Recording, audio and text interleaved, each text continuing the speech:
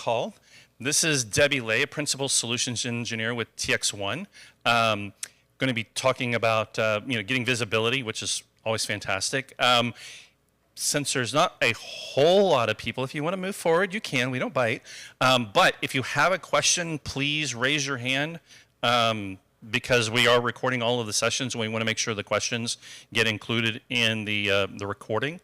So with that, I will hand it off to Debbie. Thank you very much. All right. Well, good afternoon, everybody. And yeah, it's close to the end of the conference. Appreciate you taking the time. And since we are such a small group, we can ask questions during the presentation. Feel free to, as they said, to ask those questions, and I'll see if I can get those addressed. So just a little bit about, I should go back a slide, a little bit about myself. I've been in the IT security space for 25 plus years, always from the vendor side, always talking with customers that are having unique challenges in their environments. And part of my story was the last year I was with the endpoint security company. I had an oil and gas company that wanted to proof of concept our agent in an OT environment. And they asked me, hey, Debbie, how does your agent work in an OT environment? And with all the confidence of a vendor SE, as you guys might be aware, I was like, hey, does it support Windows 7 or higher? And they said, yeah, and it's a Windows 7. I'm like, okay, Windows 7 is Windows 7, right? And then the next question was, can you open up the few ports that I need into our SaaS backend, because we're a SaaS offering for endpoint? Well, some have said no, but they said yes. Should have known, right? So lead me right into it. So I get in there, we're remoting in and we're talking about it, and we download the agent. And as soon as the agent was downloaded, immediately started causing false positives. And another thing I learned is not only is Windows 7 different in OT than IT, is in OT you don't have test systems over there like we had in IT. So I was deploying on a production system. And so immediately that was reacting, right? We got to get the exclusions in here. Let's go out to the vendors. Let's go out to ABB. Let's find out what the exclusions were. So needless to say, it wasn't a pleasant experience. We did survive. I did get the exclusions in there. Not to think that, hey, I was good. 2 months later, their software on their OT side had to be updated, and now the exclusions didn't work again. So needless to say, I made my transition into OT because I really saw a unique opportunity there. And I'm with TX1, and everything that we do is all around OT. We don't go into the IT space at all. So while we see competitors from the IT side moving into OT, everything that we do is specifically for OT. We built our products from ground zero to address that market. So, every day when I come into work in the morning and I open up LinkedIn, I'm always faced with another hack. And I'm not surprised by it. And this is not a scare technique. I don't know if you guys have heard about the recent one where Land Rover is shut down. They've been down since the early September. They don't even look to get back online until October now. And so while I'm not surprised about another company getting hacked, I always like to look at the downstream effects of that.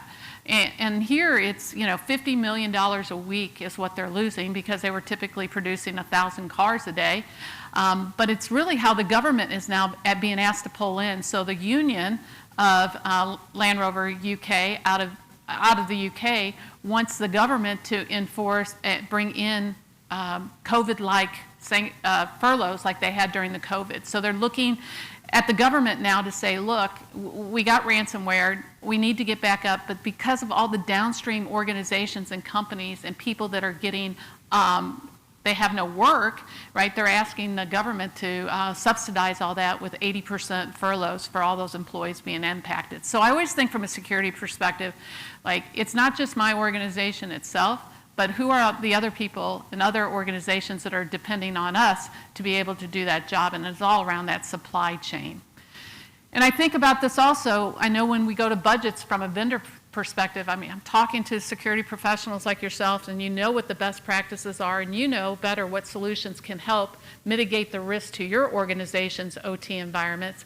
But it always becomes that money issue, right? What is the cost benefit? What is the risk and the likelihood of this happening to us? Because it hasn't happened so far. So while in OT you might not be one of those nation state type of attack industries, whether it's oil and gas or our electrical grid, common water treatment facilities are under, nation state type of attacks. We're helping customers like the auto manufacturers, like beef jerky, like laundry, commercial laundry. They're looking at the impact. If somebody clicks the wrong link and I get ransomware, what is going to be the outcome of that, and how much is that going to cost my company? And I kind of take a look at that when we got struck by lightning in our house about a year ago. And, we got through the event, we had fire, all that, we survived it. But then after the fact, we're doing that, hey, should we go get a lightning rod system for our house? My first thought was, how many people get struck by lightning in the beginning, even have a house fire? Yeah, you did too. So I found out it was more common, right, once I started doing the research. But again, it was like, do I put in, what are the chances of it happening again? So I think that's always the struggle that we talk to customers about is, at what point is it worth the spend versus the probability of that happening to my organization? And it's just a challenge. So I thought today what we would do is we just kind of talk about moving beyond visibility, because what we've seen over the last 5 years in OT, when we talk about what specific security solutions are out there for OT, it typically comes around visibility, because the whole thought was you can't prevent what you can't see. You can't protect what you can't see. So I need to make sure we put a solution in this OT environment that can turn on those lights and give me that visibility. So we're going to talk about the role of visibility, kind of where it played in the OT environment. And then we're going to talk about just how visibility isn't enough. We've grown in OT, right? And we have customers that said, hey, we've done visibility. We know, we've turned on the lights and we know where those vulnerabilities and those weaknesses are. Now help me on the next steps. And so that's really what we're going to talk about, are those practical next steps that you can take if you've already deployed visibility. We'll talk through a real quick case study and then some actionable insights.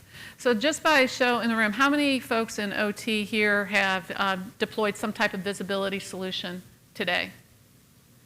A couple of you? Okay, good.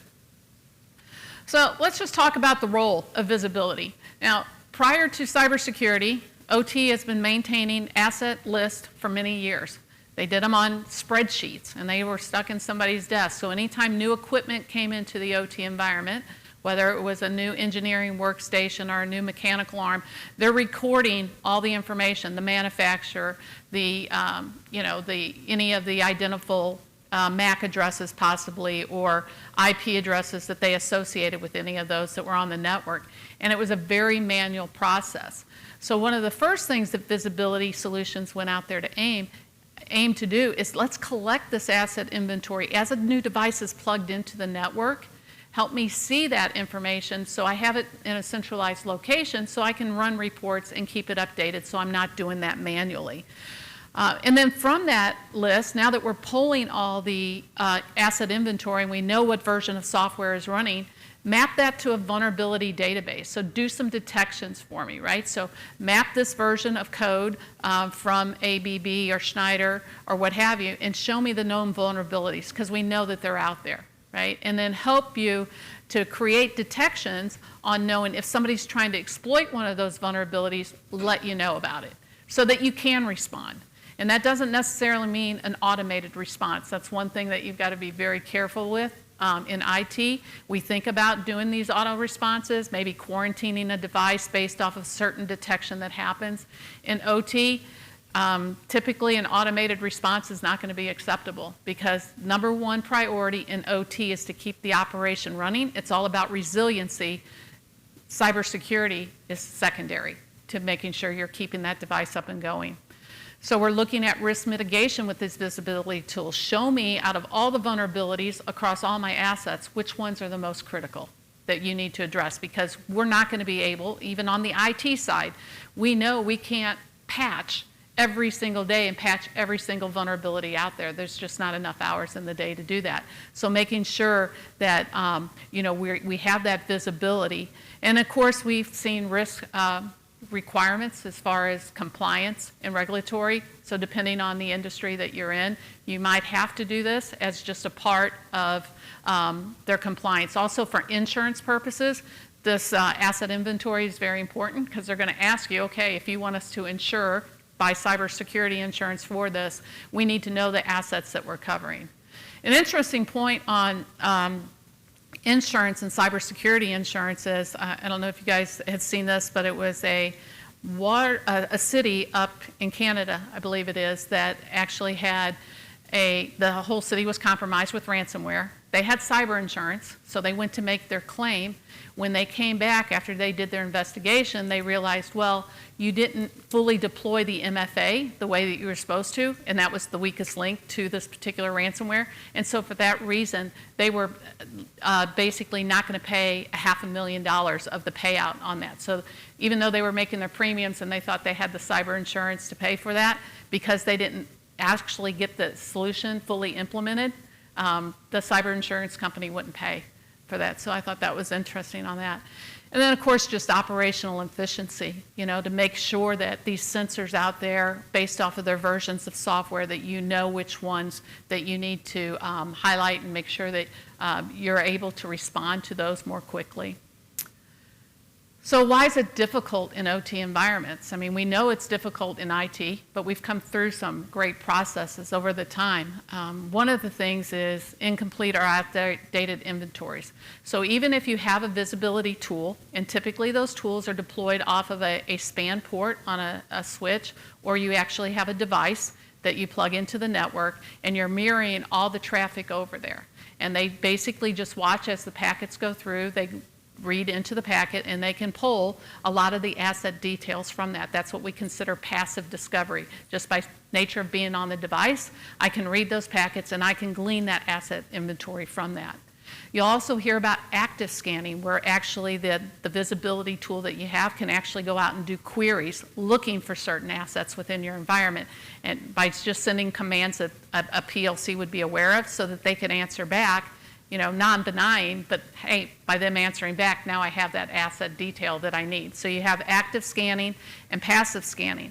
Active scanning can be scary, though, because if you send just what you think might be a non-benign message, query, to a PLC or critical asset, it could cause it to tip over because it's not expecting that, right? So you got to be very careful. And so how do these get outdated? Well, mainly, if it's a legacy system, and also air-gapped. It's not on the network, but it still exists. So it's not just a piece of software that can provide you with this complete asset inventory. So make sure that when you're talking about visibility, that you actually go out and walk some of those plants and get a good feel, because we go out and we help our customers do that, and we discover so many machines, and they're like seeing a computer over here running Windows XP, and they're like, what does that do? Oh, well, that's the most critical piece to drying our laundry, our commercial laundry. They didn't even know about it. So you've got to make sure that that list is complete, and it's not just off of the Ethernet network, because there'll be serial devices also attached, and that asset inventory is just as important. Legacy systems and unpatched devices. Look, everybody has unpatched systems in OT. I haven't seen anybody that doesn't have those. I've come across with maybe half of the customers that I've talked to in the last 3 years where they have a patch cycle, and that's usually yearly. And that's on the lowest level of priority. So when they shut down that manufacturing site, cybersecurity and patching is way down here. If they can get to it, great. But if they don't, you're going to wait another year for that to happen. And when you talk about legacy systems, there might not even be a patch available for it. We see XP out there all the time. We see that XP is still running SMB1 because they're using SMB to move files from one system to the other. And Windows doesn't have a patch for it, right? So even if you did have a regular patch cycle, depending on the operating system, there might not be a patch available for that. So just depending on a visibility tool, just to show you that, you're going to have some limitations there. Of course, we see acquisitions, right? Fragmented networks. Hey, we acquired this company. We have these two companies that are working together now. Now we're going to split them up. And so there's a lot of challenges around difficulties in that for cybersecurity. And just environmental constraints itself. These environments are typically remote. You don't have somebody out there all the time. The heat, just the extreme heat and cold and vibrations, and that makes deploying any type of cybersecurity solution very challenging if it's not built for OT environments. So some of the best practices that we've seen for cybersecurity resilience is, yes, we need visibility. There's no doubt about that. We need to get that asset inventory, whether it's passively from a visibility tool along with somebody actually working the floor, making sure that we get that information in. But we also need to be able to look at behavioral anomalies.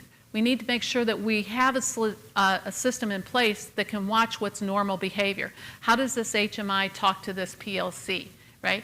And so now, how can I look at behaviors that are outside the norm and bring my attention to those things? Network mapping is important. You know, we hear about segmentation, and I know there's been a couple, sessions on OT segmentation. How do you know how to segment that network if you don't have visibility on who's talking to who? You could sit there and look at it and say, well, these machines all work together, and this is my production line, for a particular product. But do you know, and you think, oh, I'm going to put those on the VLAN. And then you go over here and you say, well, this should be a VLAN. But you didn't know how those two were talking together. You could cause breakdown. And so it's very important that you have that network mapping as part of your visibility. And of course, risk prioritization. This is common. Everybody wants to see where the vulnerabilities are. Everybody wants to turn on the lights. But when you turn on the lights, what's next? Right? Because you're going to get to see where everything is, and then you're going to get asked, how do you protect it? Okay? So that's when we need to talk about protection. So visibility is great on that asset inventory, give you the vulnerability mapping that you need, even make recommendations on how to fix it. Oh, you need to patch it. Okay, well, I know I need to patch, but I can't patch for another year, right? And it can set up detections and behaviorals to say, hey, I see some packets across this network trying to exploit SMB1. They can tell you about it, right? But that's where it stops. Protection takes it to the next step, and that's what we're going to talk about. So one of the ways of protection is we need to talk about network segmentation. Traditionally, OT environments were air-gapped, and they're a big flat network. They do that for many reasons. They don't run encrypted protocols, right? Because latency, it's very important. These sensors are very time sensitive, and they need to get that traffic across the wire. I'm not going to encrypt and unencrypt traffic. It's too much, right? So they were air-gapped in that nature. So now how do we segment this network so it's effective? And when we think about segmentation, we all think about VLANs because it's been around for years. It's been very successful on the IT side. But realize VLAN and VLAN to VLAN communication was all designed around north-south type traffic. Meaning I had all my clients sitting here in the HR department, sitting in the finance department, and they're all sharing these resources, corporate emails, data servers, and those types of things across the board, applications and databases.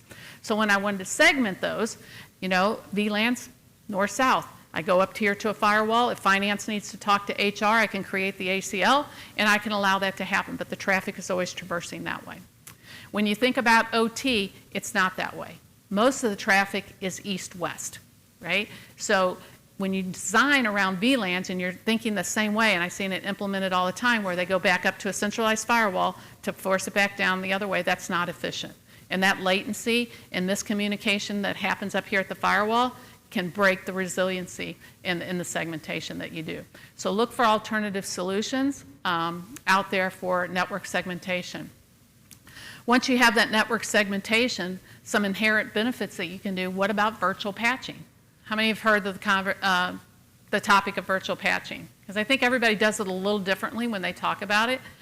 From a TX1 perspective, since we're in the network and we're doing this network segmentation, if we're already doing that, what virtual patching means to us is any of the high and critical vulnerabilities specific to OT, right? We're going to turn on a signature, right? We're going to enable a signature at our networking device that's strategically placed in the network, and we're going to be able to block that. So any network traffic that we see trying to exploit, yes, we'll detect it, but we'll be able to protect it. And so that's where you're going beyond just a visibility tool, is you're actually able to stop it from happening, okay?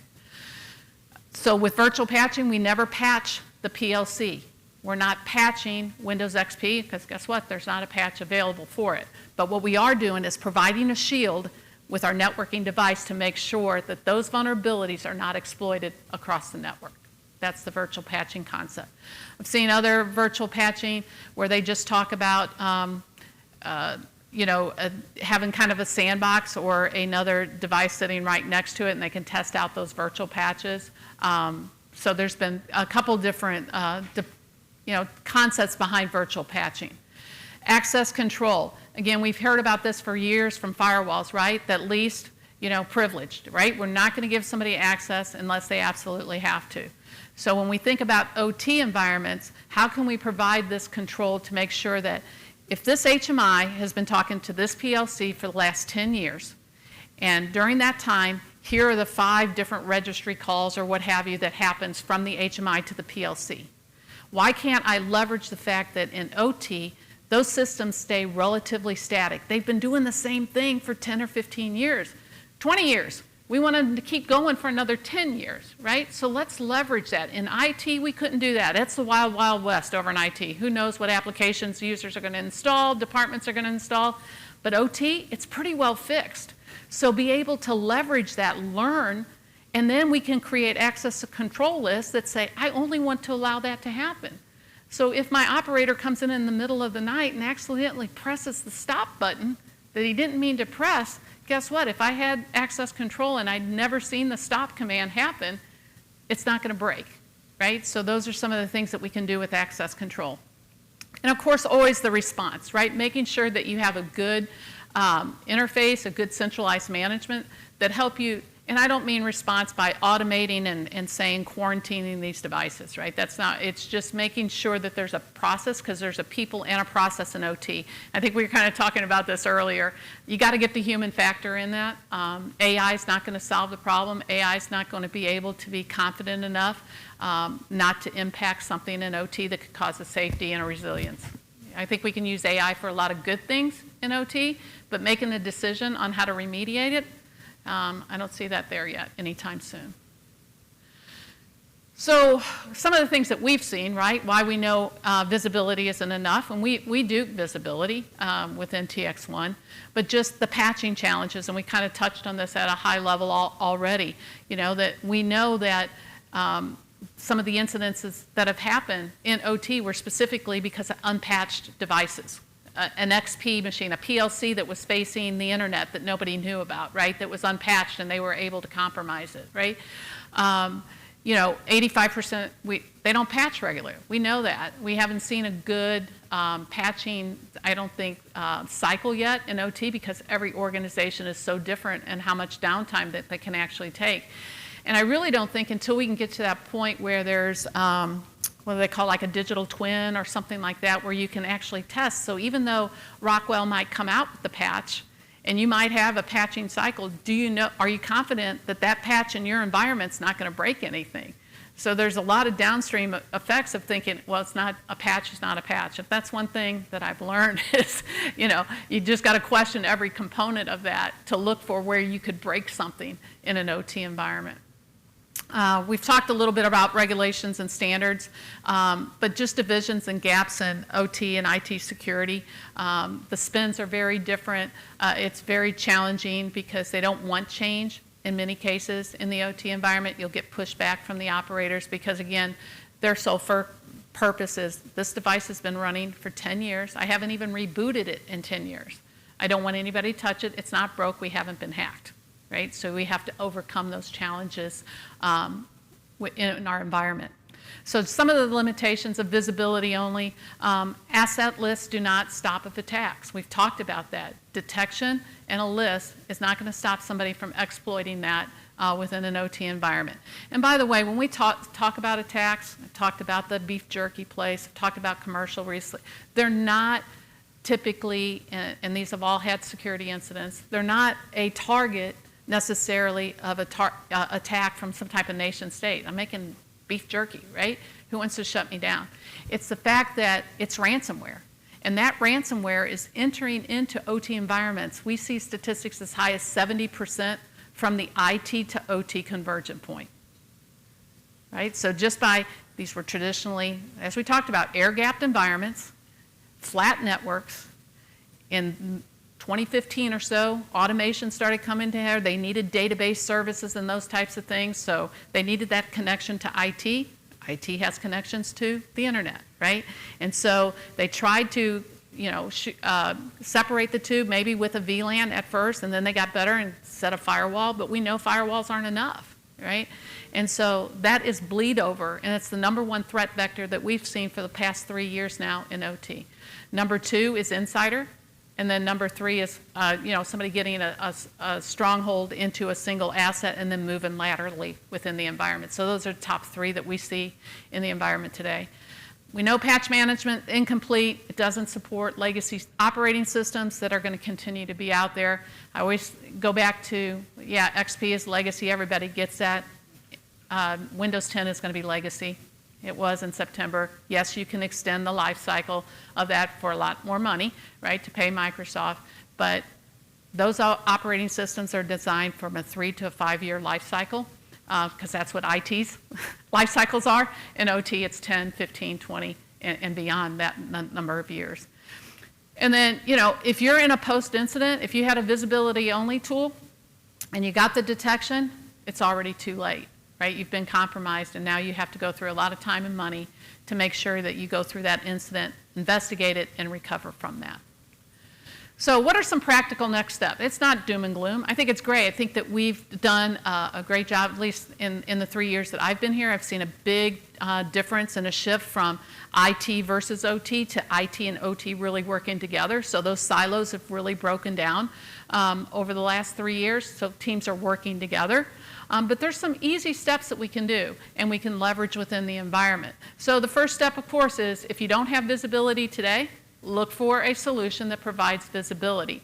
And I would also say start looking and have a consolidated mindset when you're looking at solutions today. Because, IT has been in this, consolidation mode for the last 10 years. They went out and deployed all these different agents, all these different security solutions, and then they created this beast. And, we had 30, 40 different security solutions within our IT environments. I talk to customers all the time, and now they're trying to consolidate. So with OT, since we're starting at the beginning, let's have a consolidated mindset together. Let's not just look at a single, all it does is visibility, now I need a prevention, right? How do we look at organizations or vendors that combine multiple use cases in a single solution, right? So that we're not in 10 years from now going back into OT saying now we got to consolidate everything that we created here. Look for something that does that asset inventory, continuous monitoring. If a new device plugs in, make sure that you can detect that, immediately get that, and also be able to take that asset inventory, map it to a vulnerability database, and again, it's turning on the lights, right? We know you probably won't be able to patch, right? So we're going to look at solutions that help us in that type of environment. So step 2, got the lights turned on. Now once we have the lights turned on, we can also see who's talking to who, right? So now we can start thinking about how can I effectively segment this network, right? Because I know how the HMI is talking to the PLCs. And I can segment the network into zones. If you're familiar with 62443, that's the term that they use for segment, is a zone. So zone to zone. And the reason why we want to do that in OT, the biggest driver, is you got to assume somebody's going to get compromised, somebody's going to click on the wrong link, somebody's going to bring something in, the ransomware. Ransomware is designed to move east-west. It's north, south, east, west, you name it. That's where it's designed to go. So that's why we want to create these zones, or you can talk about segmentation and micro-segmentation. We have customers today where PLCs are so critical, they put a single PLC on a zone within itself. And then they make sure that they learn how the HMI and the SCADA system has talked to that PLC, and they make sure they only allow that traffic to happen. Anything outside they actually prevent. And so that's the segmentation enforcement. Being able to, again, take advantage of the fact that OT environments are relatively static. Let's learn it. Let's baseline it. Let's put enforcement policies and then detect anything outside the norms. Step 3, virtual patching. It's a great solution. And, talk about this whole north, south, east, west type traffic in OT environments. A lot of our customers are saying, I'm just starting my cybersecurity journey today. Where do I start? And I always say, well, I look at the statistics, right? Because that's the best that I have. I don't have a crystal ball, right? But I know that 70% of what affects OT today is coming from the IT to OT. So let's start first with the north-south, because whatever we're doing, whatever we've been doing for the last 10 years is not working. okay? And we know that based off of the, the incidences that are being reported from IT. So we're going to do that. And so by that north-south, where that kind of goes in with the virtual patching, is to be able to put a device that can strategically inherit anything downstream from it, even if I don't see it. I can turn on virtual patching, and I can make sure that all these assets down below in my OT environment, that might be a big flat network still, but I'm putting a shield from the north-south side that's saying anything coming from the north, coming to the south, I'm going to shield against and make sure that those vulnerabilities, those known vulnerabilities out there cannot be exploited, okay? And that's the virtual patch. Again, not actually patching the system today, but the networking device that you put, the intelligent device that you put there, can provide that shield for those downstream devices. And also be able to integrate with existing response. As I talked about, the silos have been broken down. Typically what we see now is, even from the OT side, they want that information into their SIM that typically is in the IT world today. So make sure that you have that integration as a part of that. And then step 4, talk about protocol and application whitelisting. So, protocol, again, we have 70 plus OT protocols that we see in OT environments today, right? To be able to learn those, you'll hear Modbus, you'll hear SIP, you'll hear DMP, like there's 70 plus of those, right? And so to understand those protocols, but to be able then to lock it down that from this zone, if I create a segment, and I have a segment over here, right? If I'm just doing VLANs, it's an ACL, source IP, destination IP, okay, you can talk, right? This goes further into the packet, right? And so now I'm looking at protocol. And I'm not only saying just from this IP address to this IP address, I'm saying from this, on this protocol, Modbus. Okay, and then I can even go further into the packet saying within Modbus, only read-only commands or read-writes, right? So that's where you really get into the granularity of protocol allow listing. That's what we mean by that. Application whitelisting, allow listing actually comes from an agent-based approach, so your next-gen AV type concepts that you might put on a SCADA system or an engineering workstation or an HMI. So you can do that application allow listing. Because in OT, it's all about change control also, right? We want to control change because we want the system that's been doing the same thing for 10 or 15 years to keep doing that. We don't want that change to necessarily happen unless we actually need it to. So we talk about restricting the commands. That's that insider threat of somebody actually clicking the wrong button, or in nation state type of attacks where they actually go into the protocol and they change actually what that action is going to do over Modbus. They've gone in and modified that. So they're making stop commands that typically hadn't been done before. We actually saw I think it was in Norway, where they a dam, what part of their electrical system, right? That somebody went in, manipulated the protocol with the command because they got a hold of the HMI. So they got a foothold on the HMI, and they just opened up the floodgates through the dam, and it ran for 4 hours before anybody knew that they had the floodwaters going. So interesting there when you talk about command restrictions. Are we there yet? For a lot of customers, no. Based off the threat landscape, probably not. So you don't have to do it. But let's say something happens in 3 months from now, specific to your industry that you might have in your environment. Wouldn't it be nice just to hit a toggle button and say, okay, now I want to do enforcement? You can do that, versus if you've never taken that next step to think about what if that would happen, you're just going to be sitting there in a detection mode seeing all the flags go up going, hey, this isn't normal, and you can't do anything about it except start unplugging things. And that's actually what Land Rover had to do. They just actually started unplugging things, and they were actually commended on how fast they were able to unplug all those devices, because it could have been worse. I know you're laughing about that, but they were. That's what happened. So step 5, if we do all this work and we're securing our network, and we're going in and we're securing the endpoint with an endpoint solution, now we have these vendors coming in, transient devices, their laptops. I'm coming in here to upgrade my system, or I'm coming in with a USB stick, right? And I want to upgrade. So we see these entering into your secure environment. New equipment, you might consider it new. We see, based off of maintenance contracts that happen in OT, they write a a certified replacement, maybe 20 years ago in their support contract, that they would have a hot standby for them in a shelf. That new equipment has been sitting on the shelf for 20 years, comes in still with Windows 7 on it. They didn't update it. You said a hot standby, they had a hot standby for you. New equipment's coming in. So while it might seem new, you still should be doing best practices by scanning that new device before you allow it to enter into your network, right? Before it can connect. So laptops, make sure at the front desk that you're scanning those laptops, or you're giving them one of your laptops and say, no, we know this one's secure, this one's clean, you're going to use our laptop. Or they're coming in with a USB. So, you know, scan those vendor laptops, scan systems where you couldn't deploy an agent. Maybe you had next-gen AV solution in place, but the operator, or maybe because compatibility issues are not wanting to poke holes through firewalls, right, to get to a SaaS back end, you didn't deploy an agent. But insurance is saying, if you want us to insure that device, you got to make sure you're doing malware scans on it, right? So do you have a portable malware on a USB stick where you can just go in and plug it in on that asset and do a full scan on it and make sure it's free of malware? You can do that. Mass storage devices, USBs, you know, nice kiosks. You'll see these at a couple vendors now. We actually have one.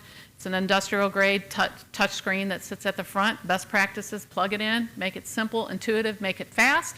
If it's not fast, if a vendor has to stand there for an hour or two while you scan their device, they're probably not going to tell you they have a USB, and it's going to get into your environment anyway. So you need to make sure that it's, again, focused in on the OT environment. What are the challenges, knowing a vendor's going to be standing there wanting to get into their environment to do the work that they need to do to make sure your operations keep running. So, and again, step 6, the final step, is just continuous improvements, right? Look at your policies. Can you make changes? Can you tie them down now that you've been in place for a year? Can you actually go in and say, all right, we're confident that this HMI has never done a stop for the last year. It's never had. So let's get that little more security to make sure that somebody can't make a mistake and actually send a stop command to a critical infrastructure. Change management. I think this is so key in an OT environment. You know, I look back at my example that I gave you earlier where I was, you know, the little vendor coming in there, and I know that guy didn't go through change control on that machine because he was scrambling just as much as I was, right? We need to make sure that, you know, vendors come in, they want to download Wireshark, right? They want to make sure that they can troubleshoot with Wireshark. Well, you know, if it's not on the approved application, they should have to say, you know, request a one-time change. Hey, I need to go into a maintenance mode. I need this Wireshark. I'm going to make a change to an asset in there. SaaS-based solutions. I know a lot of OT vendors, manufacturers like the Schneiders, like the Honeywell, they're trying to move things into the cloud. Everybody thinks, you know, the cloud, and I've talked to many OT operators and owners, and they don't like that, but they're kind of being pushed to that way. You lose your ability to control change, because while you might be able to control when the agents do their updates, you do not control their cloud backend. And they're making changes to that cloud backend all the time. I spent 7 years with Carbon Black. Awesome company, great company. CrowdStrike, they do good things, right? They have great products out there.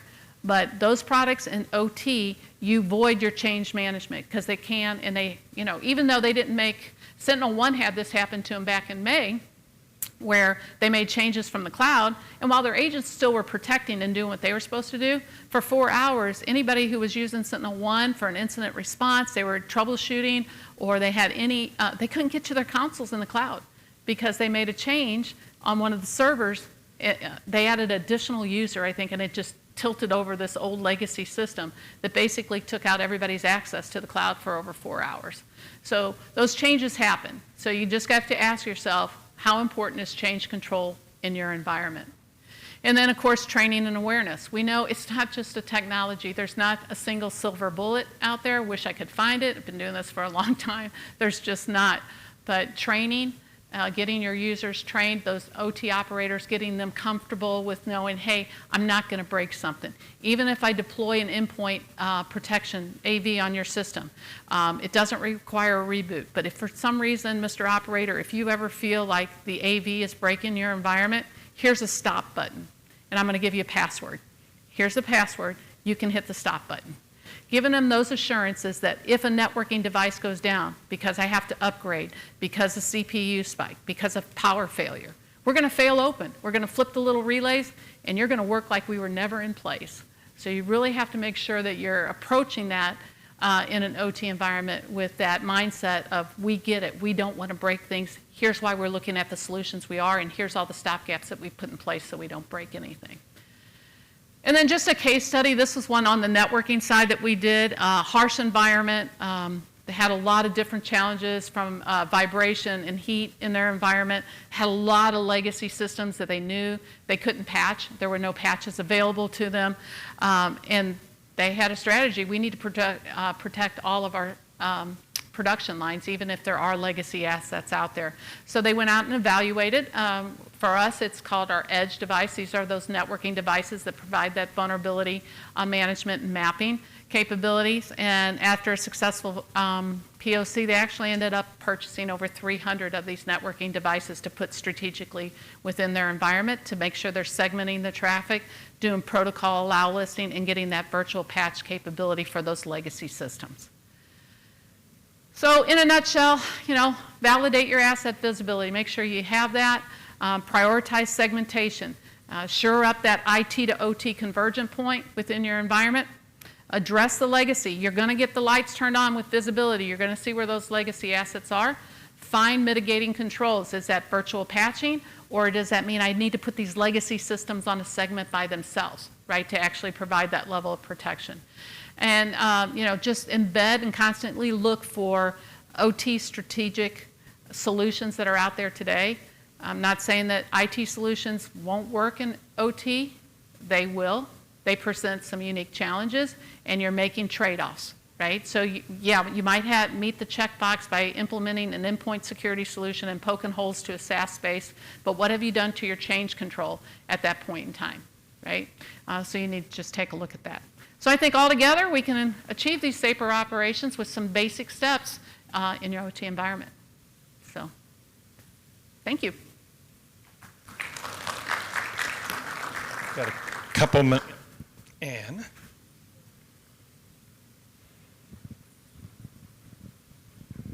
I have a question about how you do the virtual patching type of implementation. Are you inserting agents in between? Are you putting anything in the network to do that? Because I know you didn't want to have the delay of going back and forth to a firewall. Yeah. Okay. Yeah, so we do put a networking device in line. So if it's between two switches that we want to do that, or have underneath the switch in each PLC, but we put a networking device in there, but it's a transparent layer 2 device that you don't need to make any changes, but it creates a bump in the wire in the environment. But it has that advanced fail open capability, so if the device fails itself, traffic will continue to run. Okay, thanks. Great, thank you. Any other questions? Last call. Okay. All right. Thank you all. very much.